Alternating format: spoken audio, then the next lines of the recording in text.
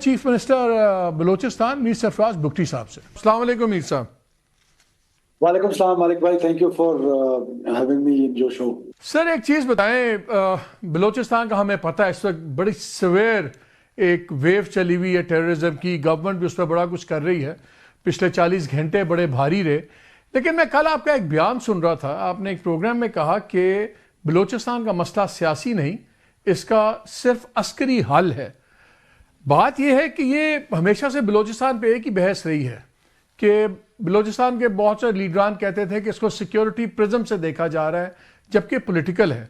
और हमने देखा है दुनिया में जहां भी टेररिस्ट मूवमेंट्स चली हैं उसकी बेसिस हमेशा पॉलिटिकल हुई है। वजूहात एक्सप्लॉइट भी वो लोग टेररिस्ट ज़मीनी हकायक को करते हैं। और मैं क्यों कह रहा हूं, मैं 2-3 चीज़ें आपके साथ करता हूं।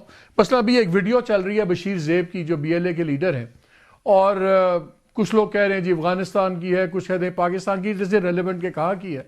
वो बड़ी जज्बाती उसमें बातें कर रहे हैं कि देखें पंजाबी लूट के ले गए, देखें हमारी रिसोर्सेज बलूचिस्तान की दूसरे लोग उसको उड़ा रहे हैं, हजम कर रहे हैं, और अब वक्त आ गया है कि अपने वतन की हम हिफाजत करें।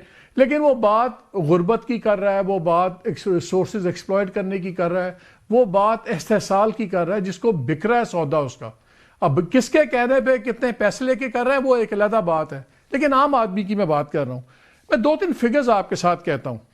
मसलन पाइट की रिपोर्ट है 2024 की, वो कहती है 70% जो आबादी है बलूचिस्तान की वो मल्टी डायमेंशनल पुअर है। आपका नेशनल एवरेज अनएम्प्लॉयमेंट का 7.2 है।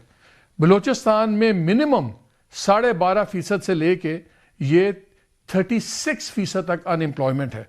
और बताती है रिपोर्ट कि 31 डिस्ट्रिक्ट्स में से जो एम्प्लॉयमेंट टू पॉपुलेशन रेशो है वो ये सारी है, और 21 डिस्ट्रिक्ट्स में तो 20 से लेके 30% है आपके, और 4 डिस्ट्रिक्ट्स में 30% से भी ज़्यादा है।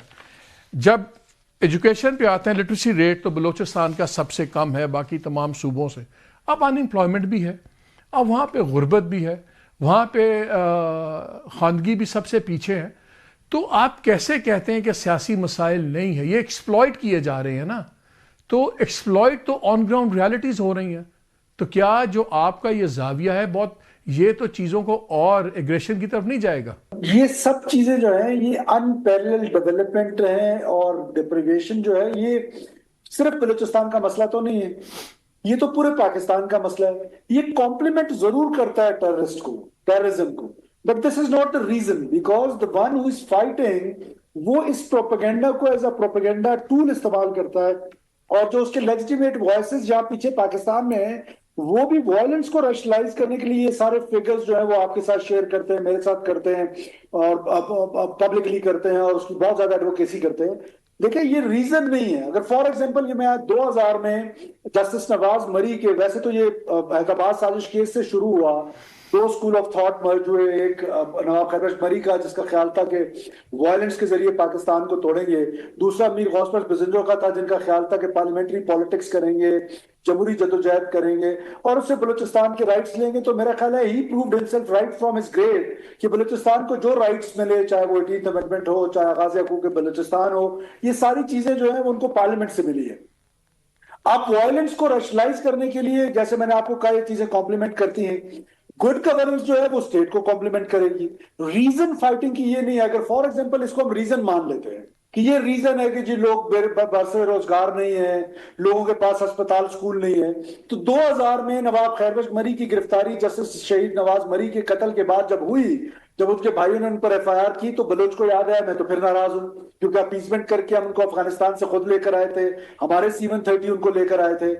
फिर जब बलोच नाराज हुआ तो 2000 का जो तुर्बत था और जो आज का तुर्बत है उसमें तो माफ कीजिएगा, उसमें तो जमीन आसमान का फर्क है। 2000 के तुर्बत में 19 घंटे लगते थे कराची जाते हुए, इसी तरह 20 घंटे लगते थे क्वेटा आते हुए, आज 7 घंटे में पहुंच जाते हैं।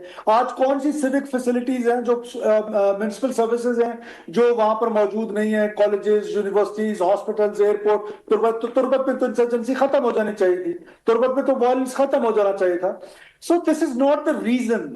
रीजन ये है कि बलोच आइडेंटिटी पे वो खुद ये कहते हैं कि बलोच आइडेंटिटी पे हम एक नेशन स्टेट क्रेव आउट करना चाहते हैं पाकिस्तान से, और उसमें साथ साथ ईरान और अफगानिस्तान के जो बलोच इलाके हैं उनसे भी।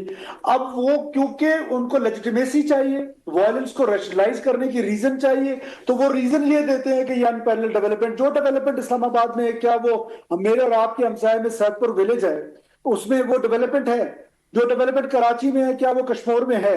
जो डेवलपमेंट लाहौर में है क्या वो नीचे गुजरखान में है? तो क्या गुजरखान के लोग जाकर रावलपिंडी के लोगों को मारना शुरू कर दें, वायलेंस करना शुरू कर दें? तो वायलेंस को तो रैशनलाइज नहीं किया जा सकता किसी भी सूरत में।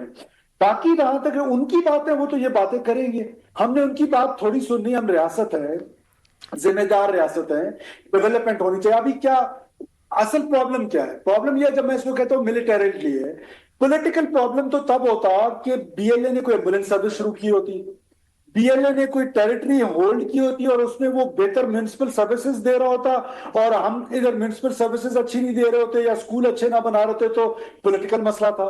बीएलए कोई पॉलिटिकल जमात रजिस्टर्ड होती और वो पॉलिटिकल स्ट्रगल कर रही होती तो हम कह रहे होते कि ये पॉलिटिकल मसला है। ये तो पॉलिटिकल मसला नहीं है, वो आपको बंदूक के जोर पे आपका मुल्क तोड़ना चाहते हैं। नहीं नहीं, और हम ये क्या आए कहते हैं, देखें